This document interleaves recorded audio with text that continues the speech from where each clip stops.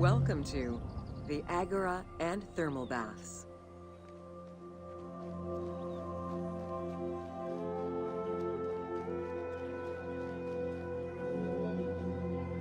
Cyrene's agora was the public marketplace and political hub of the city.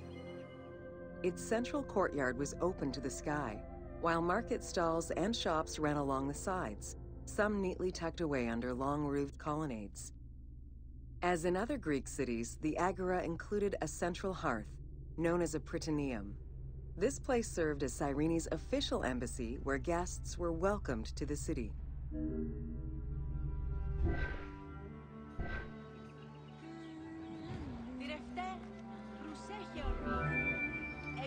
An unnamed statue representing naval victories was the centerpiece of the agora.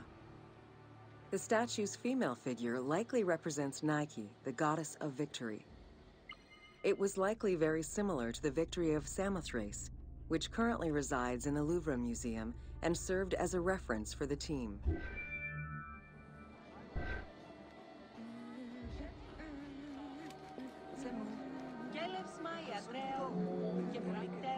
The Cyrene Agora also displayed many temples and monuments celebrating its founding king, Batos, and the city gods.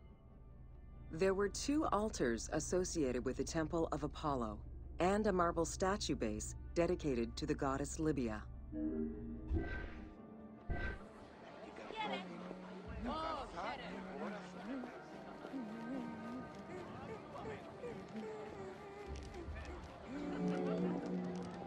The civic buildings included a law court complete with an archive library that would have housed legal documents and other papers essential to the city's governance. Traces of fire damage to the building's remains indicate that it was possibly destroyed during the rebellion of the Jewish community in 115 CE.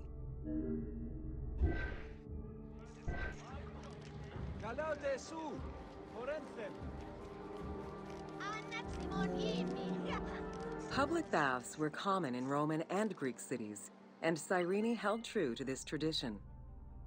2 thermal baths from different eras were discovered among the ruins.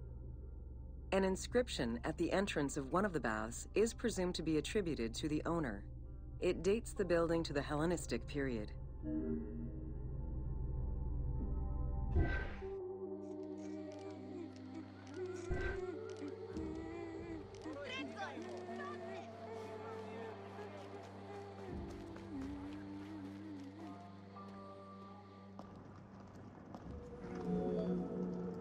Mosaics were originally created for practical reasons, the need to waterproof floors.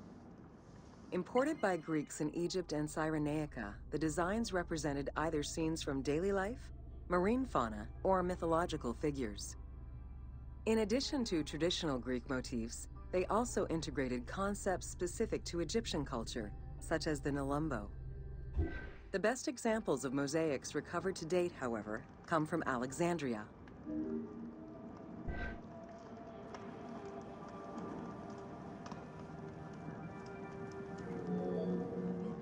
The Cyrene baths were fitted into an underground tomb dated somewhere between the 8th and 6th century BCE. Bath seats were carved directly in the rock, allowing for more comfortable ablutions. As with many of the public buildings, the thermal baths were elaborately decorated. Statues such as Aphrodite and Eros the Archer were discovered within.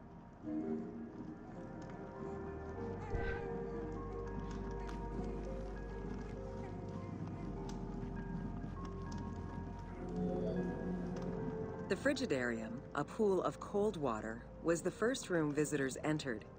It was followed by the Tepidarium, or tepid water area, and then the hot water room called the Caldarium. Water for the thermal baths was sourced from a natural spring. Burning stones were deposited into the water to create steam as required. The flowing water of the spring ended in a cistern and fountain referred to as the Aqua Augusta.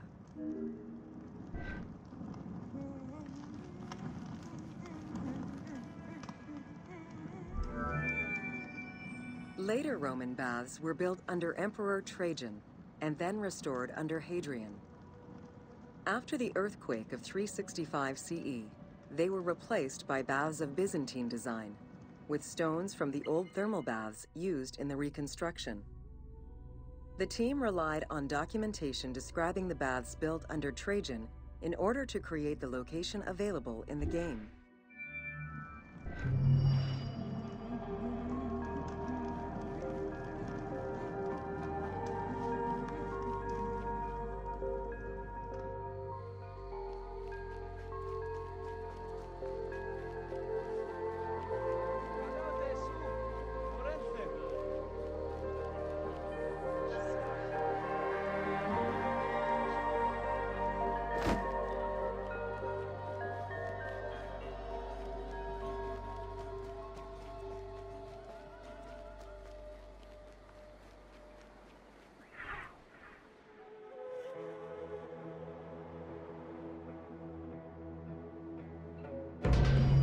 Welcome to the Gladiator Arena.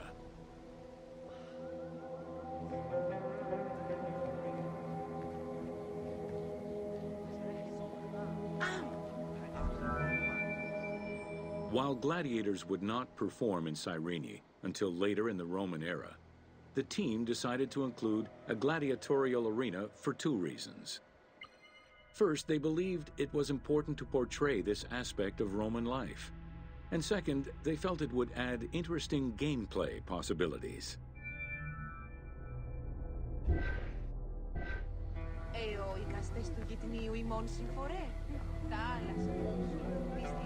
The first gladiators to enter the arena were prisoners of war. It was a spectacle of violent clashes between men and against wild beasts that lasted nearly 1,000 years.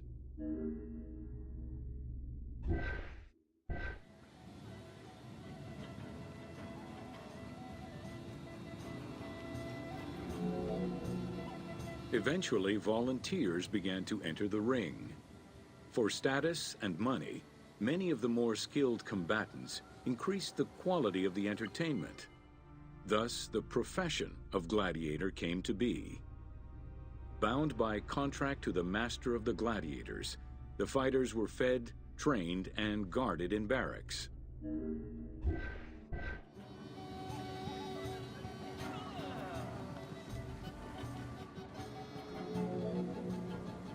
Gladiators were separated into heavy and light armored fighters, each with their own set of specific armor and weapons. Organizers often had two audience-favored factions face each other in combat.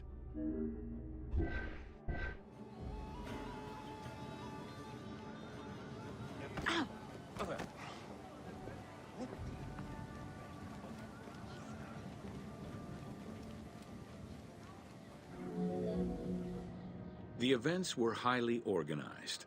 Fights were held with a background of music and supervised by a referee.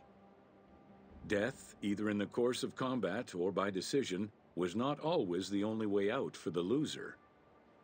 Several were released due to their performance and gained great notoriety as celebrities.